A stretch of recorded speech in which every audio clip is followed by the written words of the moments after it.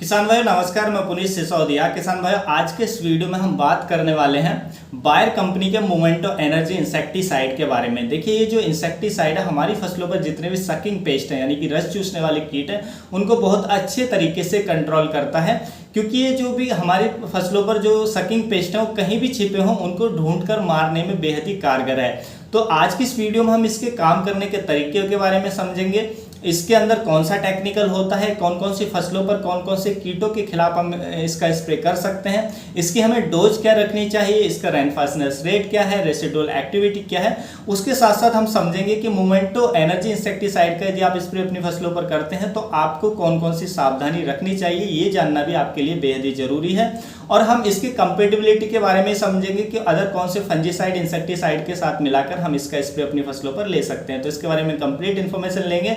Video अच्छा लगे like कीजिएगा, अच्छा ना लगे तो आप इसे डिसलाइक भी कर सकते हैं। तो चलिए जानते हैं। देखिए मोमेंटो एनर्जी इंसेक्टिसाइड के अंदर दो टेक्निकल पाए जाते हैं। एक तो इसके अंदर होता है स्पिरोटेट्रामेट जो 11.01% हमें देखने को मिलता है। दूसरा इसके अंदर टेक्निकल होता है इमिडाक्लोप्रिड, वो भी हमें 11.01% इसके अंदर देखने को मिलता है। ये ऐसी फॉर्मुलेशन में आता है इंसेक्टिसाइड यानी कि सस्पेंशन कंसंट्रेट के फॉर्मुलेशन में हमें देखने को मिलता है। यदि हम इसके काम करने के तरीके की बात करें तो देखिए इसके अंदर जो स्पिरोटेट्रामेट जो टेक्निकल होता है उसके अंदर डाउनवर्ड और अपवर्ड दोनों तरीके के एक्शन होते हैं। यानी कि यदि हम उसका स्प्रे पत्तियों पर करते हैं तो पत्तियों में और वो फ्लोएम के माध्यम से जड़ों तक पहुंच जाता है और पूरे प्लांट के अंदर स्प्रेड हो जाता है। और उसी तरीके से यदि हम उसका ड्रिंच करते हैं तो वो जाइलम के माध्यम से पत्तियों तक यानी कि ऊपर तक आ जाता है, ऊपर कलियों तक, फलों तक, सारे प्लांट में स्प्रेड होकर और कीट कहीं भी छिपा हो सकिंग पेस्ट उसको वहीं पर ये मारने का काम करता है। इसके अंदर जो दूसरा टेक्निकल होता है इमिडाक्लोप्रिड, वो भी आप जानते हैं सिस्टेमिक टेक्निकल होता है। तो उसका भी जब हम पत्तियों पर स्प्रे करते हैं तो वो भी पूरे प्लांट के अंदर स्प्रेड होकर जो हमारा कीट है, इंसेक्ट है, वो उसको मारने का काम करता है। ये कीट के नर्वस सिस्टम पर काम करता है जो इमिडाक्लोप्रिड होता है, तो उस तरीके से ये कीट को खत्म करता है। तो इसके अंदर दो टेक्निकल होते हैं, तो इसलिए इसमें जो कीटों को मारने के लिए दो मोड ऑफ एक्शन पाए जाते हैं जो बहुत ही इफेक्टिव तरीके से जितने भी हमारे सकिंग पेस्ट हैं उनको ये कंट्रोल करते हैं। यदि हम फसलों की बात करें तो देखिए हम इसका किसी भी सब्जी वर्गीय फसल पर जैसे टमाटर पर, मिर्च पर, बैंगन पर, हमारी गोभी पर, फूल गोभी पर, अन्य जितनी भी सब्जी वर्गीय फसलें हैं किसी पर भी आप इसका स्प्रे ले सकते हैं। हम धान वर्गीय फसलों पर भी इसका स्प्रे ले सकते हैं, जैसे मक्का पर, ज्वार पर, बाजरे पर, या हमारे गेहूं पर, या हमारी धान पर, किसी भी फसल पर स्प्रे ले सकते हैं। फलों वाले पौधों पर भी हम किसी पर भी स्प्रे ले सकते हैं, पपीता, अंगूर, आम, तो इन सभी पर आप इसका स्प्रे ले सकते हैं। यदि हम कीटों की बात करें तो देखिए व्हाइट फ्लाई के खिलाफ बहुत ही अच्छे से काम करता है, यानी कि सफ़ेद मक्खी को बहुत ही अच्छे ढंग से कंट्रोल करता है, उसके लिए आप इसका स्प्रे दे सकते हैं।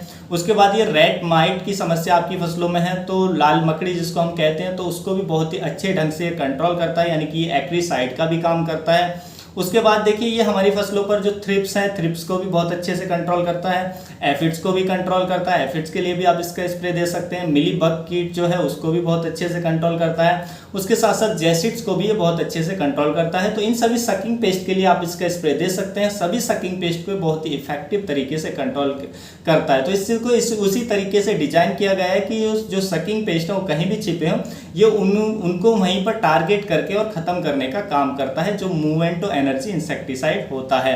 यदि हम इसकी डोज की बात करें तो देखिए इसकी जो डोज हमें देनी होती है 1 ml पर लीटर पानी में मिलाकर इसका स्प्रे हमें अपनी फसलों पर करना होता है।